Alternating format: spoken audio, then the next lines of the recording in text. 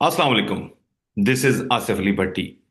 I'm speaking to you on the platform of AWWA and Pakistan US Friends Forum. Hope you people are doing great. We are talking today about the Iran's one of the uh, top reserve oil reserve area that is called Harj or Hars, and why US is threatening to destroy that Iranian oil base. So today we have with us again Tashfeen Qayyum Sahab. He is a very senior analyst on the petroleum and natural resources. Welcome to my show Tashveen भाई। आप बताइएगा कि ये अभी जिस तरह की सूरत हाल develop हो रही है, पहले तो हम एक क्विकली इसको एक राउंड अप दे दें कि अब तक जो जंग है 28 तारीख को 28 फरवरी को जो स्टार्ट हुई है, अब तक उसकी क्या सूरत हाल बन रही है, क्या डायमेंशन बन रही है, और फिर उसके बाद जो अमेरिका बार बार अब ईरान को थ्रेट कर रहा है उसके माशी तौर पर और जो उसके मादनी ज़खायर है उसको तबाह करने के हवाले से, फिर हम उस पर आएंगे। जी, ओवर टू यू सर। जी thank you very much. Primarily दुनिया में जो भी रिसोर्सेज हैं उसके अंदर rare earth minerals, hydrocarbon energy are the key resources in the world. तो आई थिंक ये दुनिया में जितनी भी पिछले 5 डेकेड्स की वॉर्स बैटल्स हैं, ये सब resources bring power and power brings what every country wants to have. तो करंटली जो भी मामलात गल्फ में हो रहे हैं, पर्शियन गल्फ में हो रहे हैं, ईरान में हो रहे हैं, उसके अंदर मल्टीपल फैक्टर्स के अलावा जो की फैक्टर है वो बिलाशुबा इट्स अबाउट ऑयल।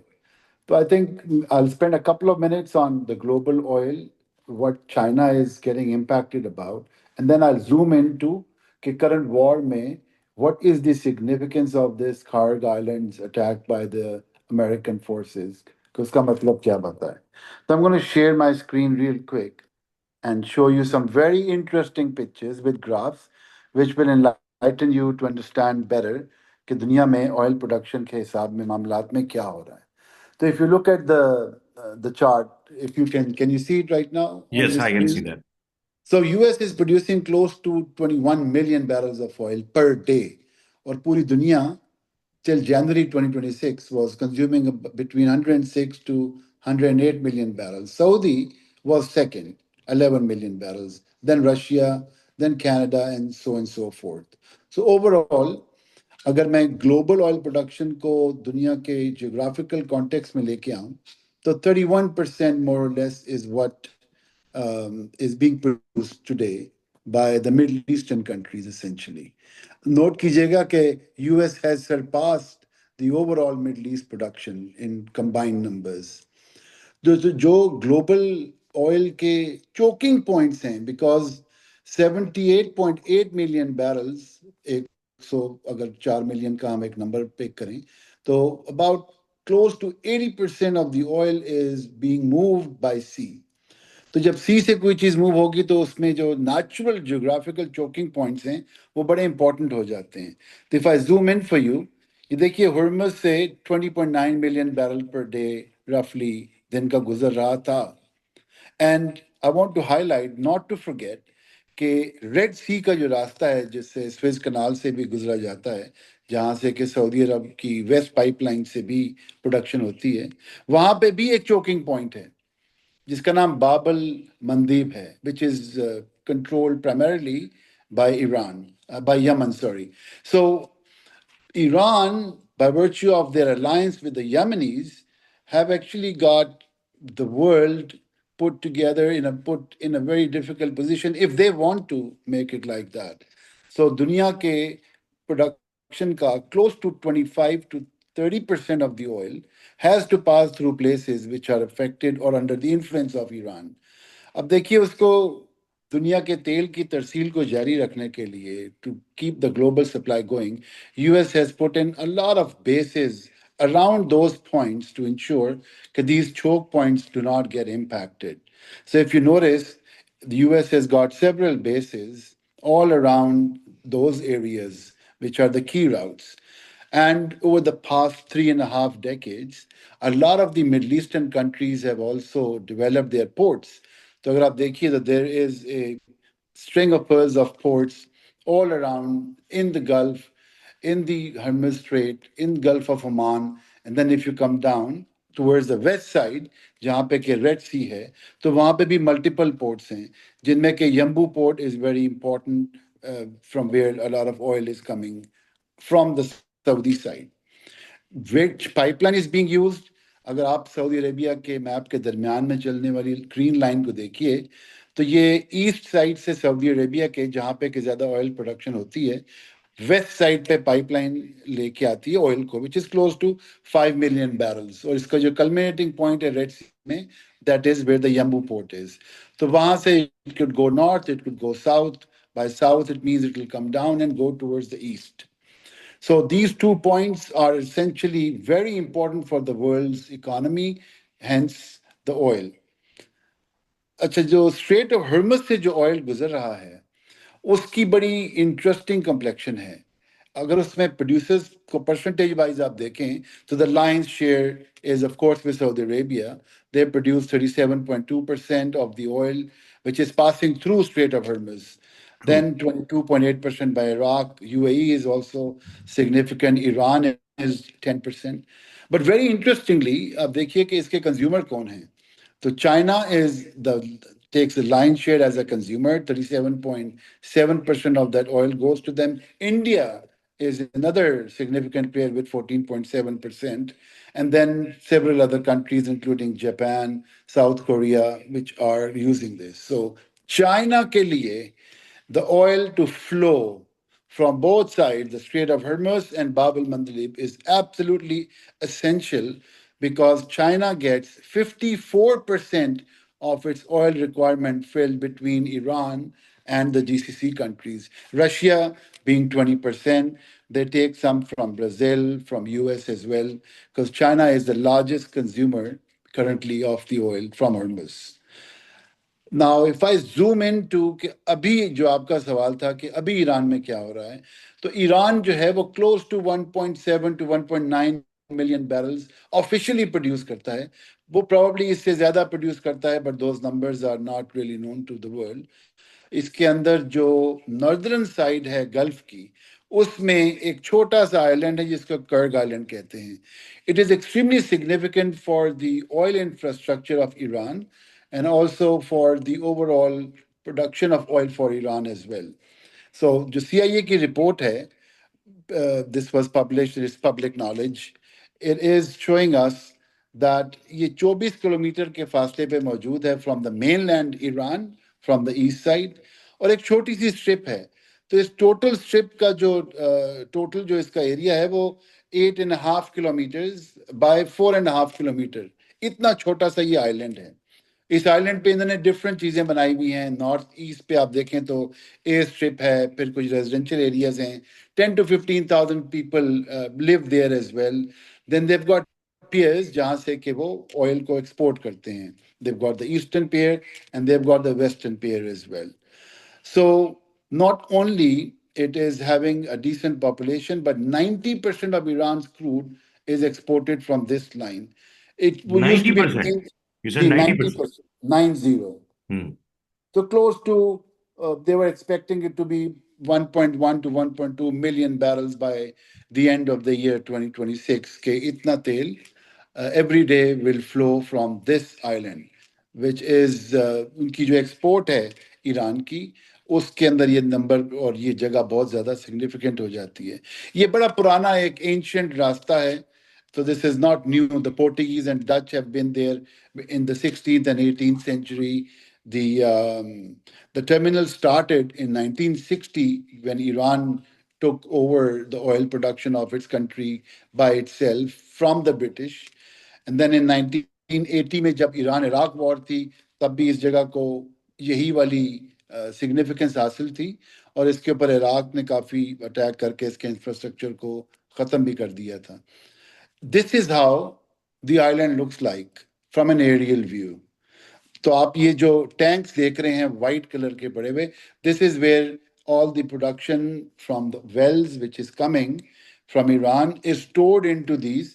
तो फिर ये जो जेटीज हैं, यहाँ पे ऑयल वेसल्स आके डॉक करते हैं, and then they take the oil into those tankers. Each tanker roughly takes about 2 million barrels of oil. There are different size of tankers. The super large one takes about 4 million barrels, but most common one used by the large shipping companies like Maersk and others can hold about 2 million barrel एक vessel के अंदर oil store करके वो लेके जाते हैं. This is actually how the ships are docked, the oil tankers, to get the oil. This is another picture in a sunset. This was taken by a friend of mine several years back. This is how the pipelines look like. तो island जो है वो छोटा सा है, 8 kilometre bye 4.5 kilometre का, और उसके ऊपर इस तरह का इंफ्रास्ट्रक्चर आपको वहां पे नजर आएगा. सो अच्छा, अभी इसकी जो जी मैं आपकी बात काट रहा हूँ, सॉरी। इसकी अहमियत तो आपने बता दी कि मिलियन ऑफ बैरल्स जो है वो पर डे यहाँ से ऑयल जो है वो फेच होता है। लेकिन अब ये मसला है कि क्या वाकई इसकी अहमियत का अंदाजा अभी हुआ है, या ये पहले टारगेट में क्यों नहीं आया? मेरा सवाल ये होगा, कॉमन क्वेश्चन है, common man questions. Actually that's a very interesting question. It is quid pro quo, tit for tat. If anybody attacks this infrastructure of oil of Iran, then Iran will simply have no option but to hit back that attacking country's infrastructure of oil to complete tit for tat, an eye for an eye situation. So it is a very well known fact and it's an open secret that this is the red line of Iran. इसी वजह से, हालांकि ये exposed है, इसके अंदर air defences Iran के कोई बहुत सॉलिड या स्ट्रांग मौजूद नहीं है इस वक्त, लेकिन nobody has so far attacked the oil infrastructure. Even though there were 14 missiles reportedly sent there, which actually went and did hit the island, oil infrastructure को नुकसान नहीं हुआ. एयरपोर्ट पे की तरफ हुआ है और जो रेजिडेंशियल एरिया है वहां पे ज्यादा नुकसान हुआ है. This is what is reported, but I've seen some pictures by some local people who have sent, जो वहाँ रहते हैं, उन्होंने अपनी बिल्डिंग्स दिखाई हैं जलते हुए, and they've also shown some oil tanks जिनके अंदर ऑयल मौजूद होता है, उसको भी आग लगी हुई है. अगर इसके ऊपर अटैक होता है और ऑयल इंफ्रास्ट्रक्चर को जलाया जाता है, Irani foreign minister came on an American television network yesterday and he said अगर इसको इम्पैक्ट होगा तो विद इन 30 मिनट्स जीसीसी के सारे कंट्रीज के अंदर हम उनकी इलेक्ट्रिसिटी तक बंद कर देंगे. This is a open threat which he gave, and the reason why he said that is because according to the Iranian foreign minister, the GCC countries are aligned with the Americans. उसी interview में उन्होंने ये भी कहा कि recently 2 missiles जो Tehran पे आके लगे हैं, one was sent according to what they tracked very close to Dubai and the other one from Ras Al Khaimah. So the oil infrastructure से अभी तक सारी पार्टीज ने अपने आप को थोड़ा सा दूर रखा हुआ है, because this is something, if it is damaged, it is not going to come back overnight.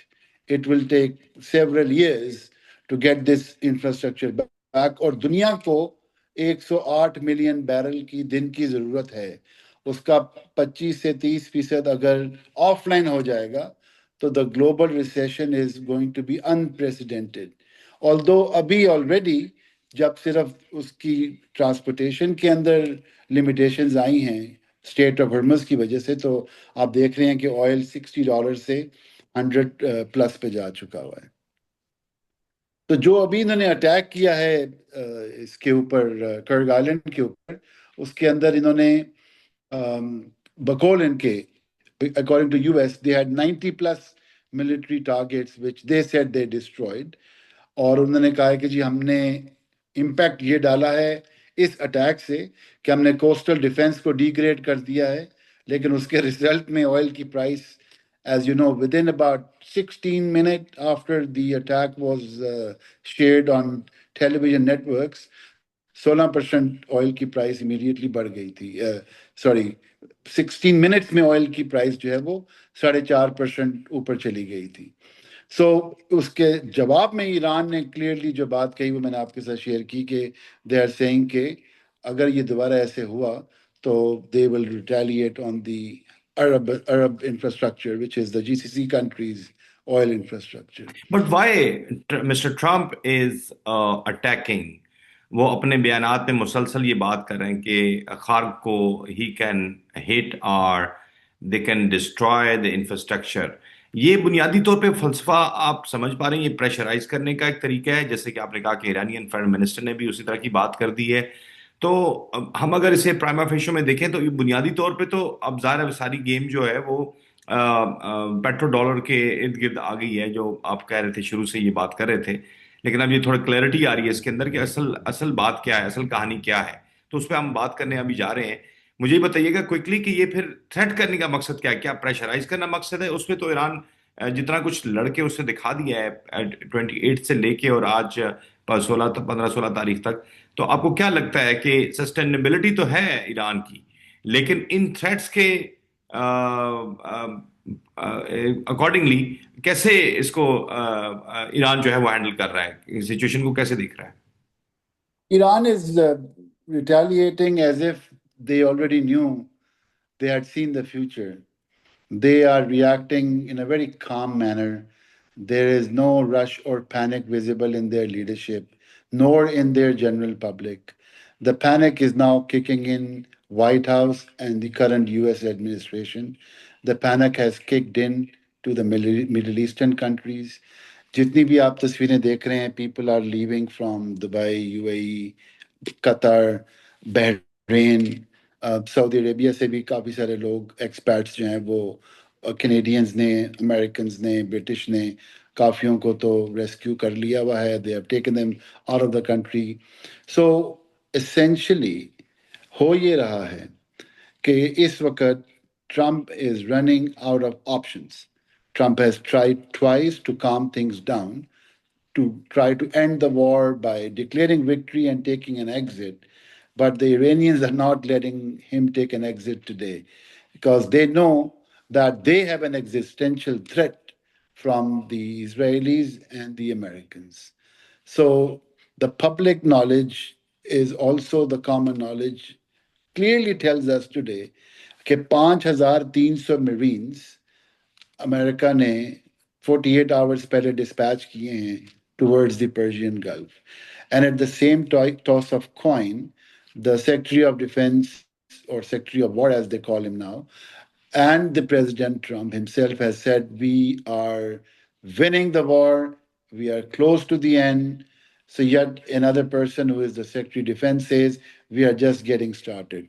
So there are confusing remarks being made by this current US administration, which clearly tells you कि अगर कोई जीत रहा हो तो वो अपनी forces को reinforce नहीं करता।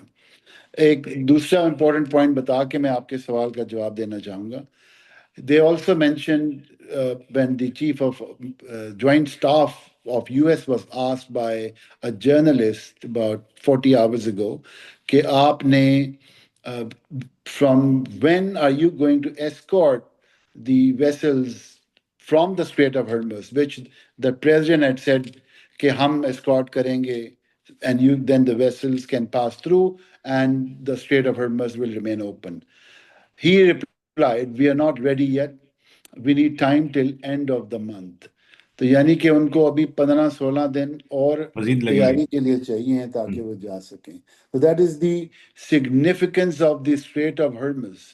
अभी हम नीचे की तरफ नहीं आए हैं यमन की तरफ। अभी 2-3 घंटे पहले खबर आनी स्टार्ट हुई है कि the Houthis have started to block the Bab al Mandeb towards the Red Sea as well. इस आइलैंड को अटैक करके जो आप तस्वीर देख रहे हैं ये यूएस ने अनक्लासिफाइड पिक्चर्स शेयर किए हैं जो उन्होंने डैमेजेस किए हैं ऑन द आइलैंड। तो उन्होंने पोजीशनिंग और पोस्टरिंग ये ली है कि अगर हम यहाँ पे अटैक कर सकते हैं तो हम चंद 100 मीटर इसके वेस्ट के ऊपर भी अटैक करके तो तुम्हारे ऑयल इंफ्रास्ट्रक्चर को ख़त्म कर सकते हैं। तो it's a pure power tactic to tell Iran to give up, give in, but Iran is not backing off.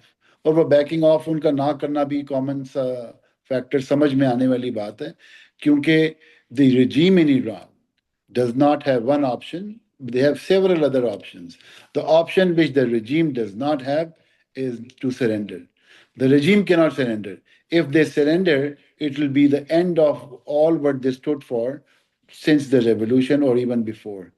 अगर वो सस्टेन कर जाते हैं, अगर वो हार भी जाते हैं, even then, if they haven't surrendered, they will sustain, and this resistance will keep going as it is visible from the जो कि हमें सोशल मीडिया के थ्रू उनकी एजिटेशन ऑन द स्ट्रीट्स की वीडियो मिल रही हैं।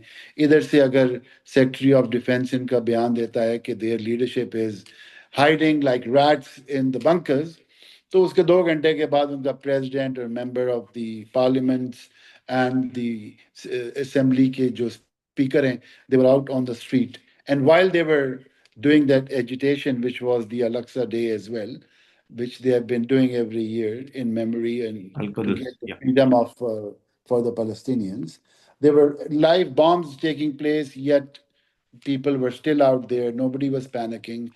तो देखिए, ये जंग जो है ये सिर्फ रिसोर्सेज से और फौज से तो लड़ी जाती नहीं है। आज़म से Like लड़िए। the old saying in the military goes, it's the man behind the gun Yes. which matters the most. आपके ख्याल में ये जो भी धमकी है अमेरिकन प्रेसिडेंट की, उसके साथ वो एक और बात भी कर रहे हैं। वो ये कह रहे हैं कि ईरान इस वक्त मसालत चाहता है, रिकॉन्सिलिएशन चाहता है और किसी एग्रीमेंट पे आना चाहता है, but it is not acceptable to United States yet. What does it mean? It means nothing. I feel very belittle saying this such a thing about the President of United States. लेकिन ऐसा कोई factual situation on ground नहीं है.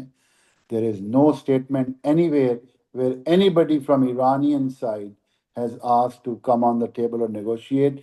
It's actually other way around. Every single statement coming out of Iran's administration has been these are are conditions जिसके ऊपर हम इस चीज़ को रोकेंगे। और वो कंडीशंस ऐसी उन्होंने बताई हैं जो कि सुन के आपको ऐसे लगेगा कि they don't want to end this war at the moment, like asking for global confirmations and assurances that this type of attack will not happen again. They're asking several billion dollars to be paid to them in damages by the Americans and the Israelis, and so on and so forth. And लेकिन also जो the abolishing of those all the जो इनके इस वक्त तमाम अरब countries के अंदर military bases हैं या उनके वहां पे बेड़े हैं, उनको भी हटाने का उन्होंने मुतालबा किया। जी, उसके साथ उन्होंने ये भी कहा है कि एज यू राइटली मेंशन, उसके साथ उन्होंने ये भी कहा है कि एम्बागोज भी हमारे पे से जो यूएस ने लगाई हुई हैं या किसी भी ग्लोबल ऑर्गेनाइजेशन ने लगाई हुई हैं, उन एम्बागोज को भी ख़त्म किया जाए। तो मतलब इतनी, दिस इज कॉल्ड एंकरिंग, कि आप जब अपनी नेगोशिएशंस कभी स्टार्ट करने के लिए भी आएँ तो आप उसको अपनी स्टेक्स को इतना हाई लेके जाएं, वाह। आपकी डिमांड इतनी एलिवेटेड हम्म, हो हम्म। कि उसके मिड पॉइंट पे आने तक भी आपको चीज़ें एक्सेप्टेबल हों, जो आप उसको, अगर आप पीस या कोई ट्रीटी करते हैं तो उसको एक्सेप्ट कर लें। So basically they have said thank you but no thank you.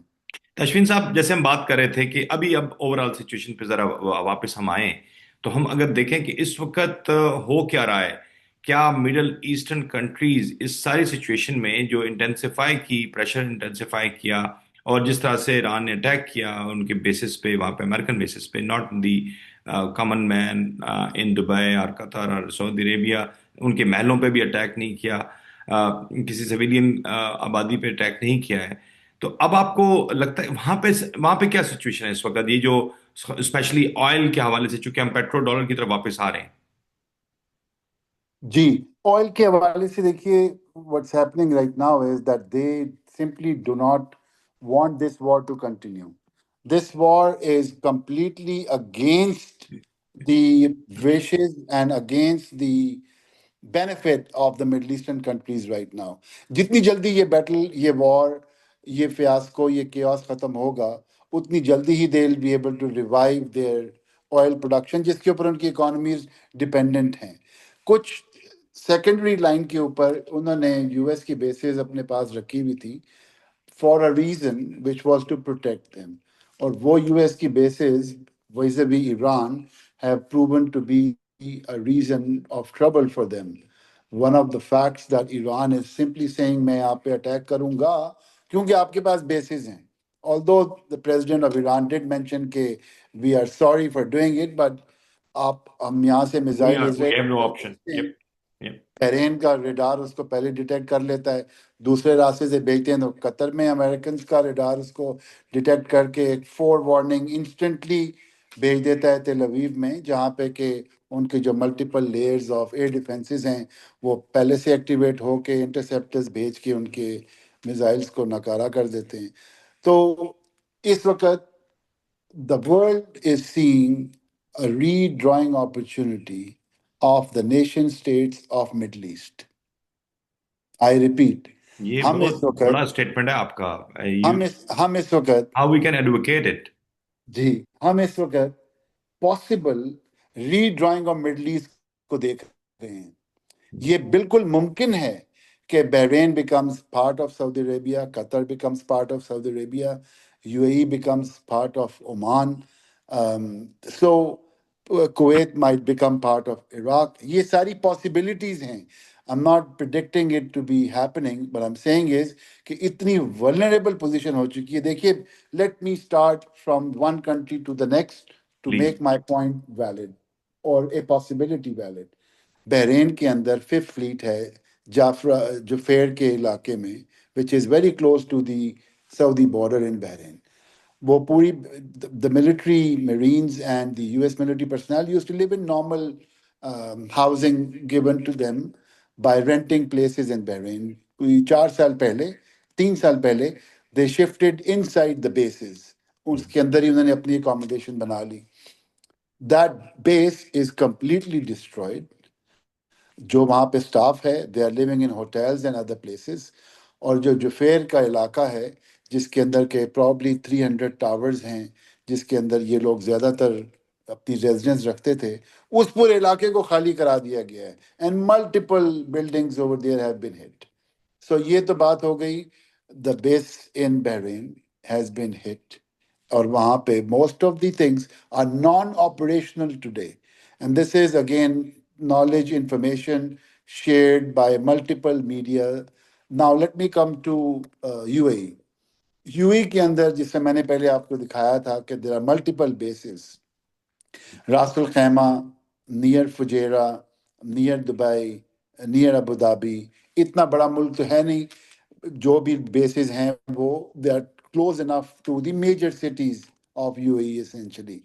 1600 plus projectiles Iran ने वहां पे अटैक कर दिए हुए हैं अभी तक।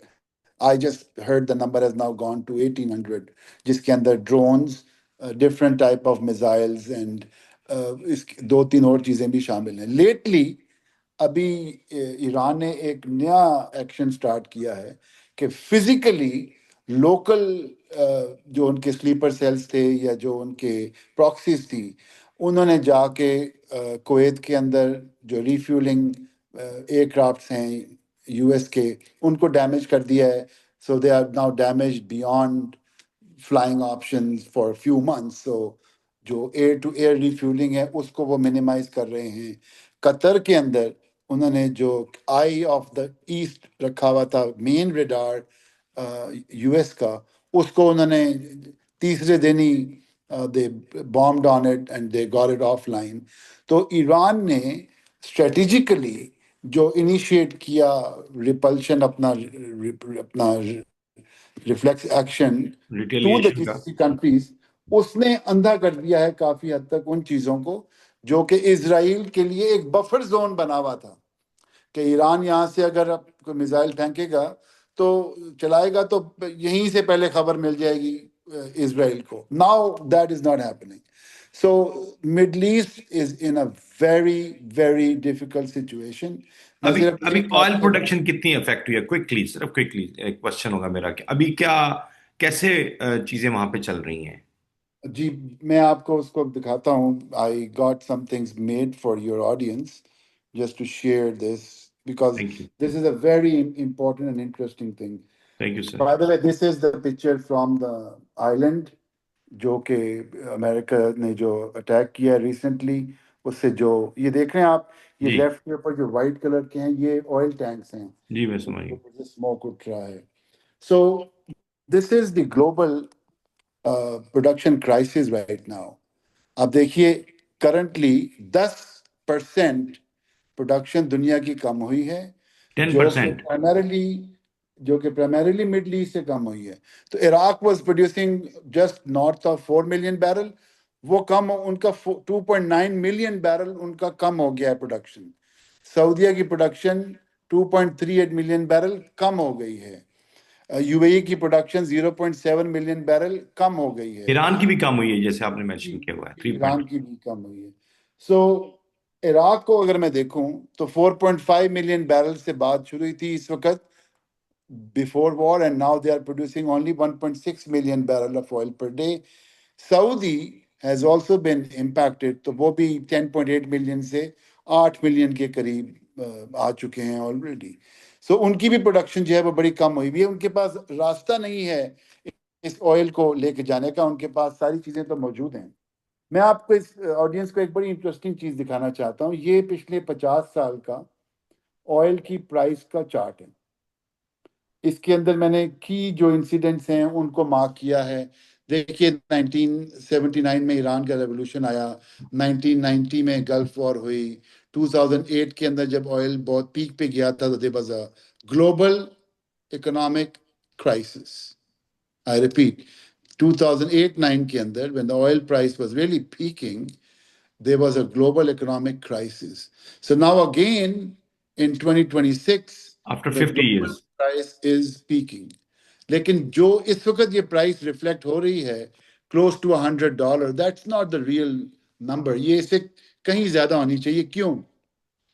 ये एक मैंने चार्ट बनाया है जिसमें नीचे मैंने बताया है कि कितने मिलियन बैरल तेल की प्रोडक्शन कम हुई थी इन्हीं दिनों में जब ये वाकयात हुए। तो अगर आप देखते हैं लेफ्ट के ऊपर, तो उसके अंदर we had less then 1.5 million barrel production कम हुई थी 1979 में। फिर इस वक्त, this is the 2026 number which I wanted you to see, कि दुनिया का 20% ऑयल इस वक्त प्रोडक्शन में नहीं है। It is not being available to whoever was the consumer. तो इतना बड़ा मैंने उसको रिलेटिव टर्म में मैग्नीट्यूड दिखाने की कोशिश की है। तो इतने बड़ा मैग्नीट्यूड डिफरेंस है और price of oil is still about 100 to $103. It is probably going to be a lot more than that. और अगर ये बाबल मंदिर के ऊपर भी स्ट्रेट इन्होंने क्लोज ना भी की, अगर उसको उन्होंने रिस्ट्रिक्ट ही कर दिया, तो यहाँ से भी गुजरने के लिए the insurances are going to be 3, 4, 5, 10 multiples, and maybe this route might also not be available for any ship to go. So the Middle Eastern countries have no other way of taking their oil out. So this is the only place where they have to really make things happen. तो एक interestingly, जो अभी Iran ने कहा है lately, कल ही, कि we will allow those vessels to pass through जिन्होंने ऑयल की पेमेंट इन युआन की होगी, not in US dollars. Why is this and what is this? Why is Iran saying that? It's all about the money. ये देखिए, 1974 में मैंने एक बनाया है ये इंफोग्राफिक आपके ऑडियंस के लिए। 1974 में शाह फैसल के दौर में एक एग्रीमेंट हुआ between Saudi Arabia and US that they will sell their oil only to get US dollars in return, which is called petrodollar essentially, yes. so that it gives liquidity and stability to the US dollar. And also, everybody in the world now needs to buy oil. And the only currency with which they can buy oil, which is 20 to 30% of it coming from Middle East, is going to be bought only with US dollar. तो आपको अपनी रकम पहले US dollar में convert करनी है, फिर आपने उसको पे करना है। So unlimited requirement of US dollars. And what happens with that dollar, which is now given back to the Arabs? They invest a lot of that money back into the stocks or into the national bonds of United States. So the US gets that money, which is got by selling the oil of Arabs, or for that matter, until lately, for anywhere in the world. तो imagine कीजिए कि actually क्या हो रहा है, कि उनके जो रिसोर्स के सेल करके जो बेनिफिट है, उसका डायरेक्ट जो बेनिफिशियरी है, वो not only the government of those countries but also United United States states. is direct beneficiary. लेकिन एक चीज बड़ी हुई है इम्पोर्टेंट के उनके एयर बेसिस होने के बावजूद जो सिक्योरिटी का एक पैराडाइम बना हुआ था, जिस तरह से उन्हें यकीन था अरब कंट्रीज को कि उनके हिफाजत के लिए और उनकी सिक्योरिटी के लिए, और बिलियन ऑफ डॉलर्स अभी ट्रम्प भी जब आए थे तो मोर देन $500 प्लस जो है उनका एग्रीमेंट हुआ था Three सिक्योरिटी के trillion हवाले dollars से। from multiple Arab countries जी who promise as investment जी exactly in the exactly। US economy. और उसके बावजूद सारा कुछ जो है जमीन बोस होता हुआ नजर आ रहा है। हमारे पास टाइम शॉर्ट है और हम अगली एपिसोड में बड़े तफसील के साथ जो इस वक्त चैलेंजेस दरपेश हैं इकोनॉमी को, खास तौर पे अमेरिकी सदर कह रहे हैं कि वो दूसरे मुल्कों को कहेंगे कि वो अपने बहरी बेड़े भेजें या डिफेंस के लिए वहां पर जो है वो अपनी फौजों को भेजें, ताकि ईरान से इस मामले के ऊपर जो है वो उनको दबाव में लाया जा सके और रास्ता हरमुज का खोला जा सके।